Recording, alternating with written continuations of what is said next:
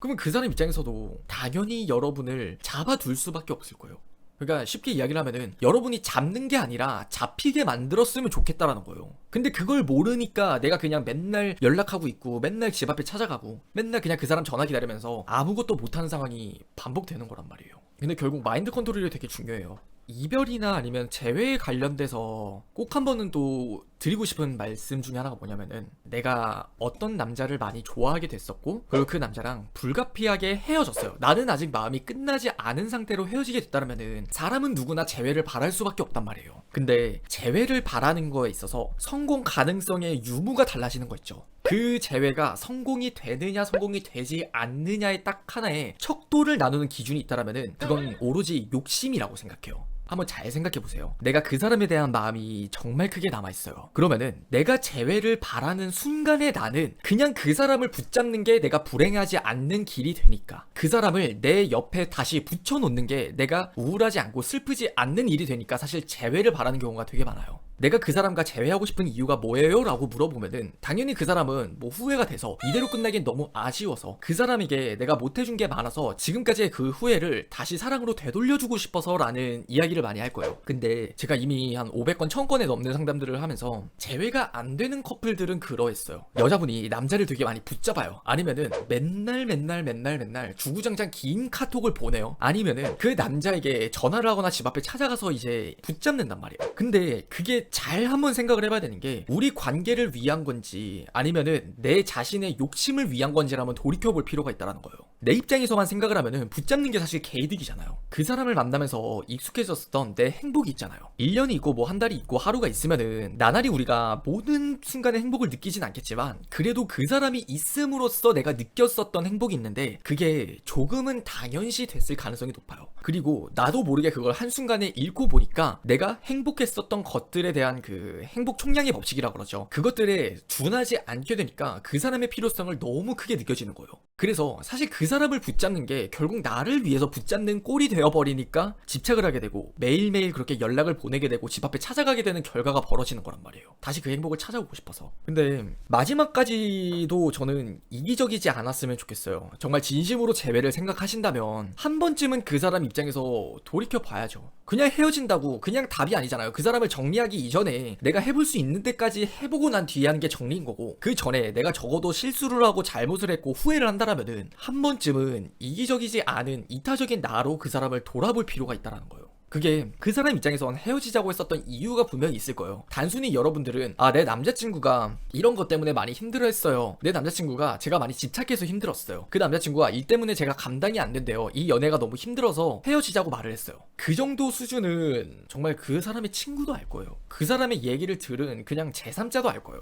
여러분들이 적어도 여자친구이자 연인이란 거는 남들보다 못한 사람이 절대 아니라고 생각해요. 근데 왜 내가 그 사람의 상처나 아픔과 그렇게 할 수밖에 없었던 결정들을 왜 그 정도밖에 모르냐는 거예요. 그게 이기적이기 때문이에요. 이기적이기 때문에. 그 사람의 상처가 아니라 내 상처만을 먼저 돌아봤었기 때문에. 그래서 그 사람의 입장에서 진지하게 더 고민해봐야 돼요. 더 현실적으로. 만약 그 사람이 일이 바빠져가지고 헤어지게 됐더라면은 그 사람이 어떤 일을 하는데 어디서 어느 부분에 본인이 그런 부담감과 압박감을 느꼈는지, 그리고 내 어떤 말이 그 사람을 더 힘들게 만들었는지, 그 사람을 이해해주지 않는데, 그리고 그 사람도 내가 이해받는다고 느끼지 않고 여러분이 하는 이야기가 오로지 그냥 나를 붙잡기 위해서 그냥 하는 말이구나라고 밖에 느껴지지 않는다니까요.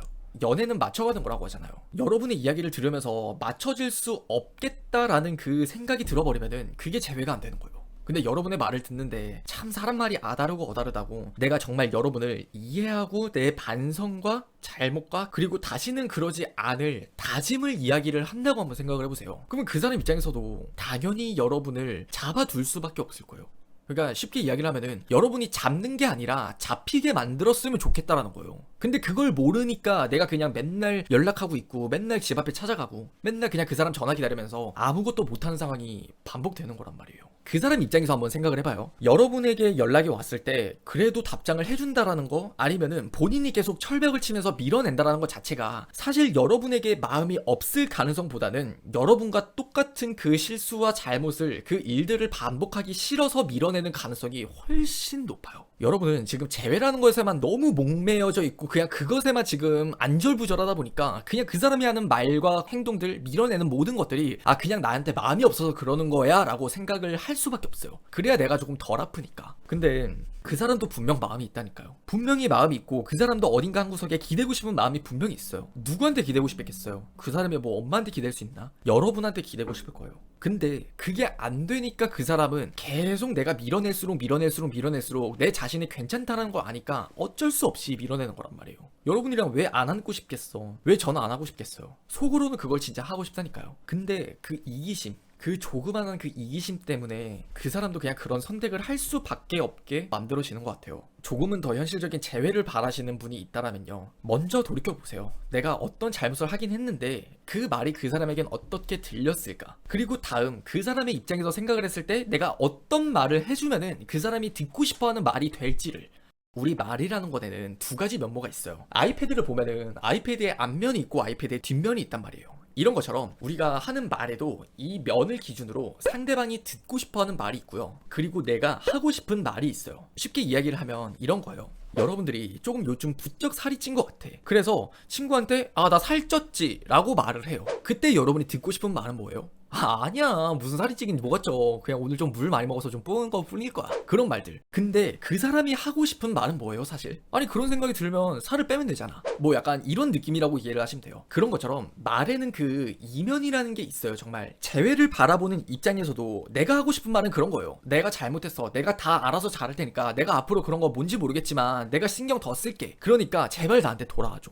근데 그 사람이 듣고 싶어하는 말은 내가 많은 부담감을 느끼고 많은 죄책감을 느끼고 많은 지침을 느꼈을 때 그것에 대한 위로가 되는 말을 듣고 싶어하는 게 그 사람이란 말이에요. 그래서 그 사람의 입장에서 생각했을 때 과연 내 남자친구가 진정 듣고 싶어하는 말은 무엇이었을까? 그걸 먼저 생각을 해봐야지 그 다음에 우리가 현실적인 재회에 한 발자국 더 다가갈 수 있단 말이에요.